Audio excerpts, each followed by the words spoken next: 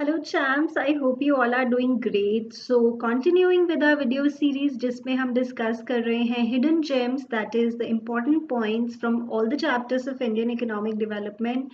And इस video में बात कर रहे हैं हम environment and sustainable development chapter के बारे में. सिंपल चैप्टर है, काफ़ी ऐसे फील आती है इस चैप्टर को पढ़ के जैसे हम साइंस पढ़ रहे हैं छोटी क्लासेस की. तो काफ़ी इजी चैप्टर है, आराम से हो जाता है. तो चलो स्टार्ट करते हैं. Dash is defined as the total planetary inheritance and totality of all resources.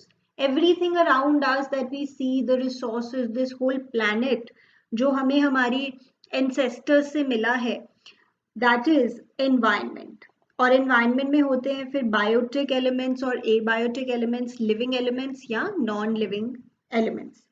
CPCB, Central Pollution Control Board, was set up by Government of India in 1974 specially to target the air and water pollution. Environment Protection Act है 1986 का, ठीक है. Then UN conference हुई थी climate change को लेकर Kyoto Japan में in the year 1997 और इसमें हमने ग्लोबल वार्मिंग से फाइट करने के लिए एक इंटरनेशनल अग्रीमेंट बनाया था. So the year 1997 UN conference हुई थी in Kyoto, Japan to fight global warming. Then ये question important है, what is the opportunity cost of negative environmental impacts? जो हम अपने environment को इतना खराब कर रहे हैं, degrade कर रहे हैं, resources इतने ज़्यादा extract कर रहे हैं, इसकी हमें क्या cost देनी पड़ रही है? So that is, हम एग्जॉस्ट कर रहे हैं रिसोर्सेज को, तो अब हमें बहुत पैसे खर्च करने पड़ रहे हैं on technology to explore new resources और to explore the substitutes, right. तो ये एक खर्चा हो गया. फिर हमारी हेल्थ जो खराब हो रही है, फॉर एग्जाम्पल इतना ज़्यादा एयर पोल्यूशन है, वाटर पोल्यूशन है, उससे हमें डिजीजेज हो रहे हैं, रेस्पिरेटरी और वाटर बॉर्न डिजीजेज, और ऑब्वियसली उसके लिए फिर हमें खर्चा करना पड़ रहा है ऑन आवर हेल्थ. और every government also has to spend a lot to fight these two major global issues, global warming or ozone depletion. मतलब huge financial commitments for the governments also. Dash capacity means the ability of the environment to absorb degradation. Absorptive capacity. Absorptive capacity. जितना हम खराब कर रहे हैं environment को, अगर वो absorb कर पा रहे तो it is within the absorptive capacity, it's okay. But if it goes beyond that, then there is a problem.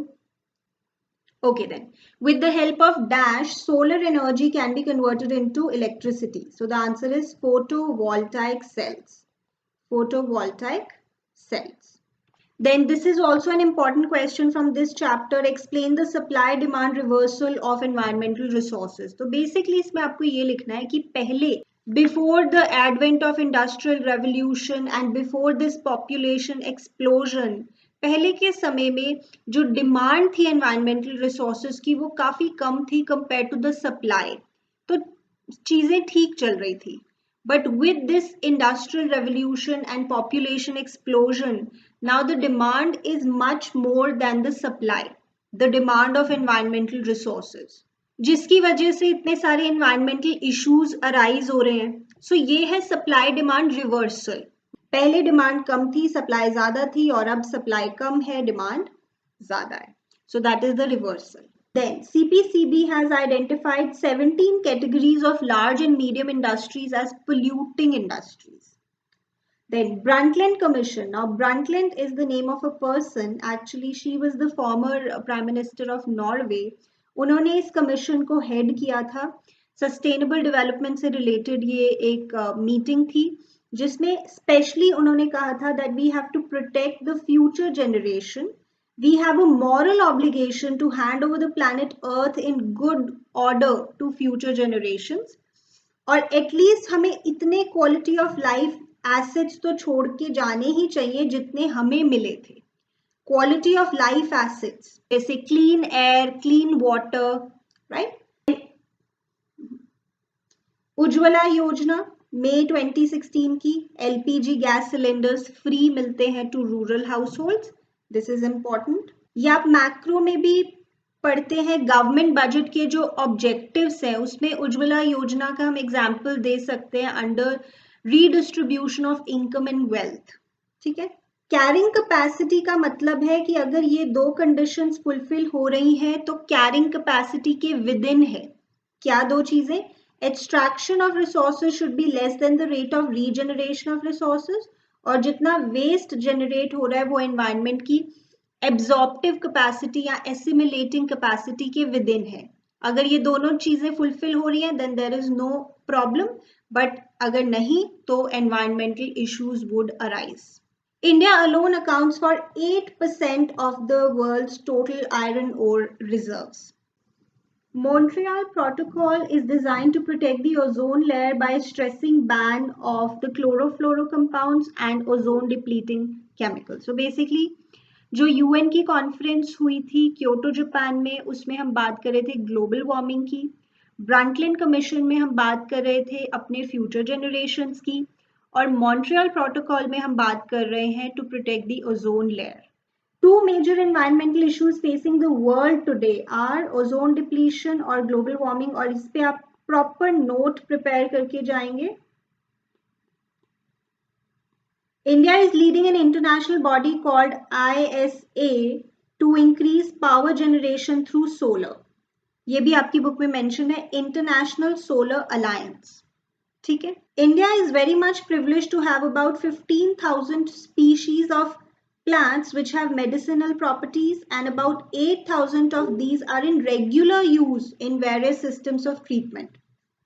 ये पॉइंट हम कहाँ पढ़ते हैं? Under strategies of sustainable development में एक पॉइंट है ट्रेडिशनल प्रैक्टिसेस एंड नॉलेज, जो कि इंपॉर्टेंट पॉइंट है। ट्रेडिशनल प्रैक्टिसेस एंड नॉलेज में हम ये पढ़ते हैं कि हम कैसे अपने एनवायरनमेंट से दूर हो गए हैं। पुरानी generations were very close to the nature, अब हम हर चीज में केमिकल्स यूज करते हैं। हम आयुर्वेदा, योगा, यूनानी इन चीजों को भूल गए हैं। So we should come back, ये टॉपिक है। Then carrying capacity of the environment is like a plimsoll line of the ship which is its load limit mark. ये भी लाइन आपकी बुक में मेंशन्ड है।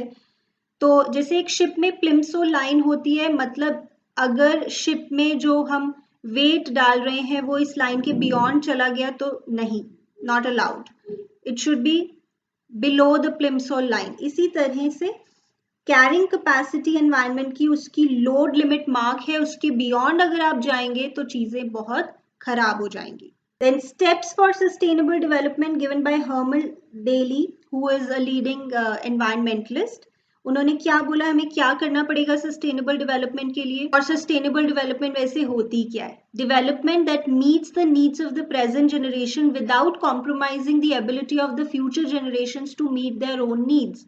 मतलब हम सारी रिसोर्सेज ये ना सोच के खत्म कर दे कि बस हम ही हैं इस प्लैनेट के ऊपर, आने वाली जनरेशंस के बारे में भी हमें सोचना है। That is sustainable development.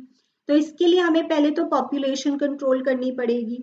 Technological progress should be input efficient and not input consuming. कम से कम इनपुट में ज्यादा काम हो, इस तरह की टेक्नोलॉजी हमें लानी चाहिए। Rate of extraction should not exceed the rate of regeneration for renewable resources. And for non-renewable resources, the rate of depletion should not exceed the rate of creation of the renewable substitutes. तो जो non renewable resources हैं जैसे कोल, petroleum, उनके उस case में the rate of depletion should not exceed the rate of creation of what, the substitutes. Pollution को control करना पड़ेगा। So these are the steps. और स्ट्रैटेजीज वाला टॉपिक अलग है, स्ट्रैटेजीज फॉर सस्टेनेबल डेवलपमेंट, पता है ना आपको? Use of non conventional sources of energy, LPG, gobar gas in rural areas, CNG in urban areas, compressed natural gas, wind power, solar power through photovoltaic cells, mini hydel plants.